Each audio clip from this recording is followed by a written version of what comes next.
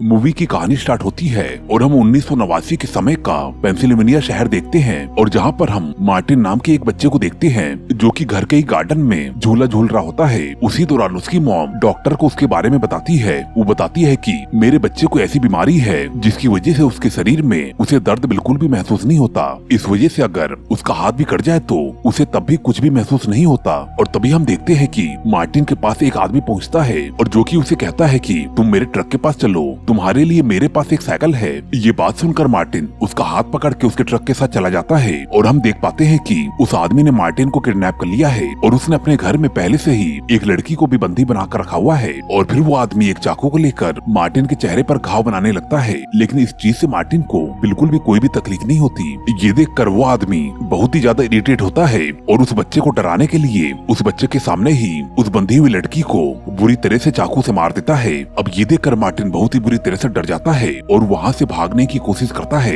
लेकिन वो आदमी उसे भागने से पहले दोबारा पकड़कर वापस ले आता है। इसके बाद हमें मूवी के 5 साल बाद का समय दिखाया जाता है जहाँ पर हम एलिसन नाम की एक लड़की को देखते हैं जो कि अपने पेरेंट्स के मरने के बाद अपने अंकल जोनाथन के पास पहुँचती है। तो फिर उसके अंकल उसे अपने घर पर ले जाते हैं जहाँ पर उसकी वाइफ कैरन और उसकी डॉटर वेंडी रहते हैं। इसी दौरान उनकी फैमिली बहुत ही खुशी से एलिसन का स्वागत करते हैं। अब इसके बाद सीन कट होता है और हम कैफे पर काम करने वाली एक लड़की को देखते हैं जो कि घर जाने के लिए अपनी गाड़ी को निकाल रही होती है और तभी वहाँ पर वही किलर आ जाता है जो कि उसकी गाड़ी के पीछे अपने ट्रक को लगा देता है। अब जब वो लड़की गाड़ी से बाहर निकलती है तो उस लड़की को वो मार के बेहोश कर देता है और जिसके बाद उसे किडनैप करके वहाँ से लेकर चला जाता है। वो उस लड़की को लेकर अपने उसी बूचड़ खाने में पहुँचता है जहाँ पर के उसने पहले से ही कई लोगों को कैद करके मार दिया था। और इस दौरान हम ये भी देखते हैं कि उसने अभी तक मार्टिन को जिंदा रखा हुआ है। इसी दौरान मार्टिन उस किलर को लड़की को लटकाते हुए देख रहा होता है। अब दूसरी तरफ हम एलिसन को देखते हैं जो कि अगली सुबह रनिंग के लिए निकल रही होती है और इसी दौरान ही रास्ते में उसे एक ट्रक कुचलने वाला होता है, लेकिन इससे पहले ही वो देख लेती है और रोड की साइड में कूद जाती है और इस दौरान उसे थोड़ी चोट भी लग जाती है। इसी दौरान पास के गैराज में काम करने वाला एक लड़का एलिसन को देख लेता है और जाकर उसकी मदद करता है और वो उसकी हेल्प करने के लिए अपनी बाइक से एलिसन को घर भी छोड़ता है। अब इसके बाद हमें बूचड़ खाने का सीन दिखाया जाता है जहाँ पर कि मार्टिन को बुल स्कल वाला एक आदमी दिखाई देता है जो कि उसे दौड़ाकर पकड़ रहा होता है, लेकिन किलर उसे बचा लेता है और उस बुल स्कल से कहता है कि यहाँ पर सभी कुछ मेरे कंट्रोल में है, इस वजह से तुम इसे छोड़ दो, इसे नहीं मारो। इसके बाद हम देखते हैं वो किलर मार्टिन को वापस से बेसमेंट के अंदर बंद कर देता है। अब जिसके बाद हम उस किलर को देखते हैं जिसको भी मार्टिन की तरह बिल्कुल भी दर्द नहीं होता। दूसरी तरफ जब एलिसन अपने जोनाथन अंकल के साथ मार्टिन की घर की तरफ जा रही होती है तो फिर वो अपने अंकल से रास्ते में पड़ने वाले बूचड़ खाने के बारे में पूछती है क्योंकि जॉगिंग के दौरान उसने वहाँ पर मार्टिन को देखा था, जिस बात पर उसका अंकल उसे ये बताता है कि ये जगह यहाँ पर सालों से बंद है,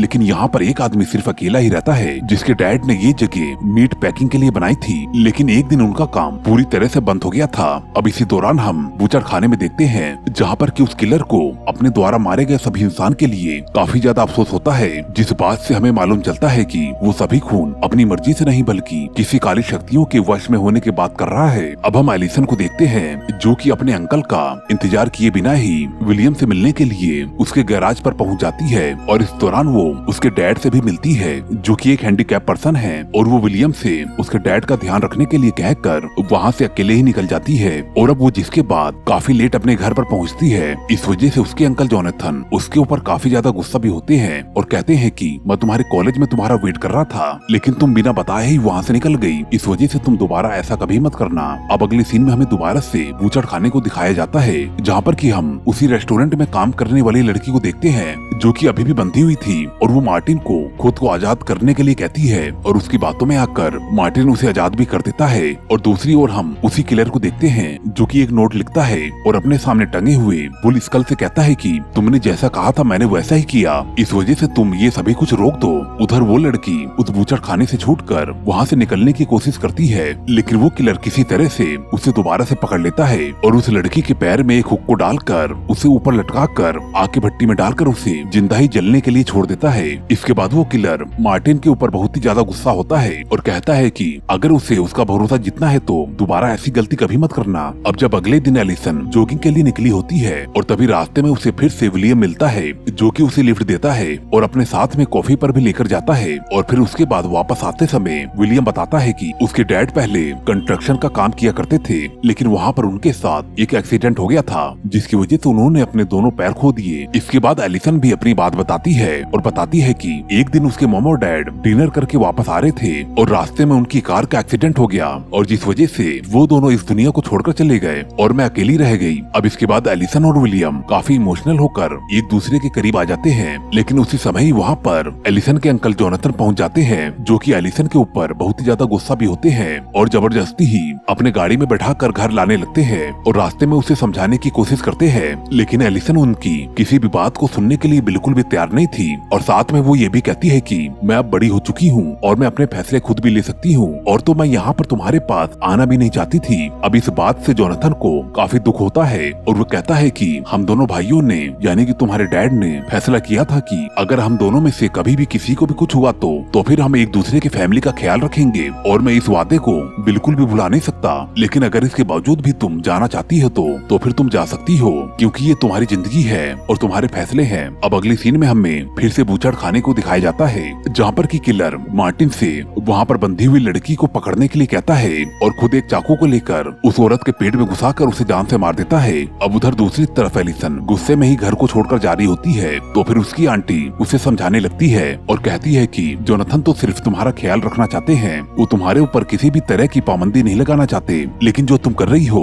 ये गलत भी तो हो सकता है। और अब वो अपनी आंटी से विलियम के बारे में पूछती है, तो फिर उसकी आंटी बताती है कि विलियम बहुत ही ज्यादा परेशानी में है, जहाँ तक कि उसकी मॉम ने भी खुदकुशी कर ली थी और उसकी बॉडी विलियम को ही मिली थी, इसी वजह से अभी तक विलियम्स की दवाइयाँ चल रही हैं। अब ये सभी कुछ सुनने के बाद एलिसन विलियम से बात करने का फैसला करती है और उसके पास जाने के लिए निकल जाती है, लेकिन जब वो उसके पास पहुंचकर उसकी मॉम के बारे में पूछ रही होती है तो फिर विलियम के डैड ये सभी चीजें सुन लेते हैं और अपने चेयर से गिरकर बहुत ही बुरी तरह से चिल्लाने लगते हैं और अब वो दोनों घर के अंदर आकर उसे दोबारा से कुर्सी पर बैठाते हैं, लेकिन विलियम का डैड एलिसन को बुरा भला बोलता है और इसी दौरान ही विलियम अपने डैड को गुस्सा भी होता है और कहता है कि तुम एलिसन को ऐसी बातें नहीं बोल सकते। अब ये सब लड़ाइयाँ देखकर एलिसन वहाँ से निकल जाती है। निकलने के बाद वो उसी बूचड़ खाने के पास पहुँचती है और तभी उसे फिर से मार्टिन दिखाई देता है, जिससे कि वो बात करने की कोशिश करती है, लेकिन मार्टिन अंदर भाग जाता है और अब जिससे कि बात करने के लिए एलिसन उस बूचड़ खाने के अंदर जाने का फैसला करती है। एलिसन मार्टिन को आवाज देती है,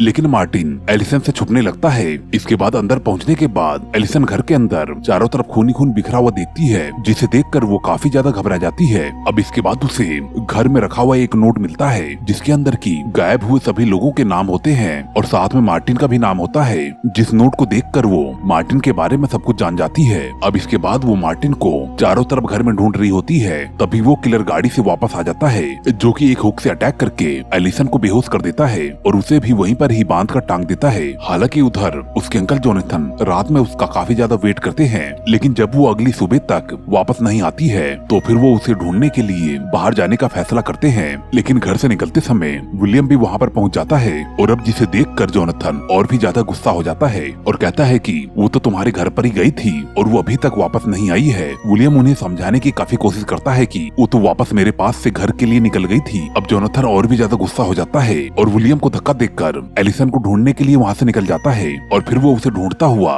बूचड़ खाने के पास पहुँचता है। इस दौरान वो आवाज लगाकर घर के ओनर को बुलाता है और घर के ओनर से उसकी बात होती है। घर का ओनर उसे मना करता है कि यहाँ पर कोई नहीं आया है, लेकिन तभी उसे अंदर से एलिसन की आवाज आती है। अब इससे पहले कि जोनाथन कुछ कर पाता, उसी समय वो किलर घर के अंदर से ही अपनी गन से जोनाथन को शूट कर देता है, जिस वजह से जोनाथन ऑन द स्पॉट ही मारा जाता है। और अब वो किलर एलिसन को अंदर से बहुत ही ज्यादा चिल्लाते हुए देखकर और भी ज्यादा गुस्सा हो जाता है। इस वजह से वो उसे पकड़कर कोल्ड स्टोरेज में बंद कर देता है, जहाँ पर कि वो इंसानों की डेड बॉडीज को रखा करता था। और अब हम विलियम को देखते हैं, जो कि एलिसन को ढूंढता हुआ बूचड़ खाने के बाहर जोनाथन की गाड़ी को देखता है और वो एलिसन को ढूंढने के लिए पीछे के रास्ते से बूचड़ खाने में घुस जाता है। और अब वहीं दूसरी तरफ एलिसन को कोल्ड स्टोरेज में एक लेडी की डेड बॉडी दिखाई देती है, जिसे देखकर एलिसन जोर जोर से चिल्लाने लगती है और वो बाहर खड़े मार्टिन से मदद मांगने लगती है, लेकिन मार्टिन वहाँ से चला जाता है। और तभी हम देखते हैं कि एलिसन को ढूंढते हुए विलियम वहाँ पर पहुँच जाता है और दरवाजे के लॉक को तोड़कर एलिसन को बाहर निकालने की कोशिश करने वाला होता है और तभी पीछे से अचानक किलर पहुंच जाता है और एक हथियार से उसके ऊपर लगातार ही अटैक करके उसे बहुत ही बेरहमी से मार देता है। और अब जिसके बाद वो किलर उस बुल स्कल को देखकर बहुत ही ज्यादा चिल्लाने लगता है और कहता है कि अब मैं ऐसा बिल्कुल भी नहीं करना चाहता हूँ, कृपया मुझे छोड़ दें और मुझसे ऐसा बिल्कुल भी नहीं कराएं। इसके बाद वो गुस्से में वहाँ पर लगे हुए स्कल को तोड़ देता है, लेकिन जब वो मुड़कर दोबारा देखता है तो उसे वो स्कल सही सलामत दोबारा दीवार पर लगा हुआ दिखाई देता है। अब ये देखकर वो काफी परेशान हो जाता है और अपने आप को जान से मारने की भी कोशिश करता है, लेकिन वो अपने आप को नहीं मार पाता। इस वजह से वो स्कल के सामने बैठकर कहता है कि अब तुम जीत चुके हो और मैं हार गया हूँ। अब जिसके बाद वो मार्टिन के पास पहुँचता है और वो उसे काफी अजीब तरह से घूर रहा होता है। इस वजह से वो किलर मार्टिन के ऊपर चिल्लाने लगता है और कहता है कि तुम मुझे इस तरह से नहीं घूर सकते, तुम्हें मुझसे डरना चाहिए और तुम्हें तो कुछ भी महसूस भी नहीं होता। इसके बाद वो किलर गुस्से में मार्टिन के हाथ में एक चाकू मार देता है और फिर वहाँ से जाने लगता है और कहता है कि मेरे जाने के बाद तुम कोई भी उल्टी सीधी हरकतें मत करना,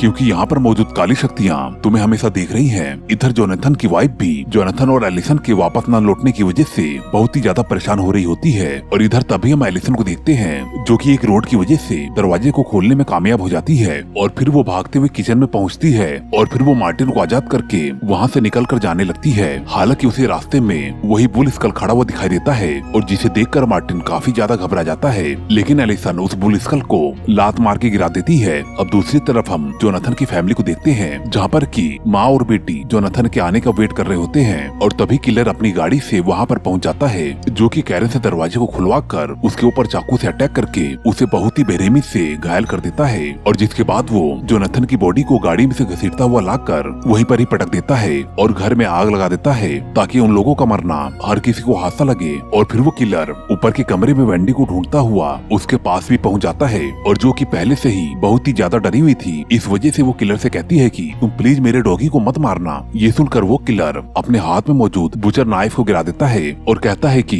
तुम मेरे साथ चलो और तुम्हें मेरी हर बात को मानना पड़ेगा। वो लड़का तो पूरी तरह से बेकार है और मेरी बात को भी नहीं मानता। और तभी हम देखते हैं कि वहाँ पर एलिसन मार्टिन को लेकर पहुँच जाती है। अब वो वहाँ पर अपनी आंटी को घायल देखती है तो फिर उसकी आंटी उसे कहती है कि तुम प्लीज वेंडी को बचा लो। इस वजह से एलिसन भागते हुए चाकू को लेकर उस किलर के पास पहुँचती है और उस किलर पर लगातार अटैक करके उसे घायल कर देती है। और अब जिसके बाद एलिसन वेंडी को वहीं पर ही रुकने के लिए कहकर चाकू को लेकर किलर के पीछे जाती है और वो मार्टिन को ढूंढती है, जहाँ पर कि मार्टिन उसे कहीं पर भी दिखाई नहीं देता। इस वजह से वो उसे ढूंढने लगती है, लेकिन मार्टिन वहीं पर ही अलमारी में छिपा हुआ था और वो मौका पाकर एक चाकू की मदद से एलिसन के ऊपर बहुत ही बुरी तरह से अटैक कर देता है और उसे जान से मार देता है। और इस दौरान हम देख सकते हैं कि उसको भी किसी प्रकार की काली शक्तियाँ अपने वश में करके अपना काम करवा रही है और उसे इस बात का कोई अफसोस भी नहीं है और उसे ऐसा करने में मजा भी आ रहा था। अब जिसके बाद वो वेंडी की तरफ पहुँचता है और हम वेंडी की चीख के साथ ये भी जान पाते हैं कि उसने वेंडी को भी मार दिया। अब उधर हम उस किलर को देखते हैं जो कि किसी तरह से भागते हुए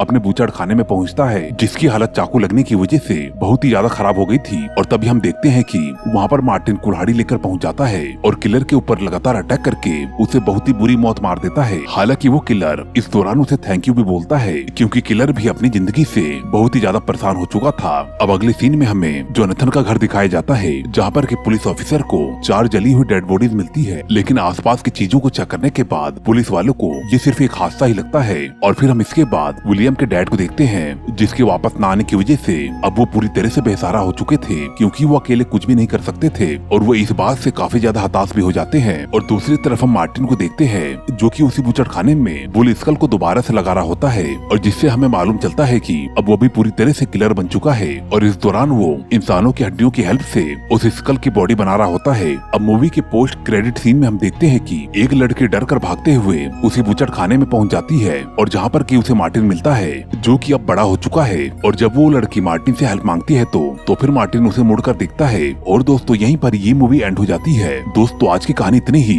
अगर आपको आगे भी वीडियो चाहिए तो कृपया करके मेरे चैनल को सब्सक्राइब करके बेल आइकन को जरूर दबा दें, क्योंकि बेल आइकन दबाने से ही आप लोगों को आगे की वीडियो मिलती है।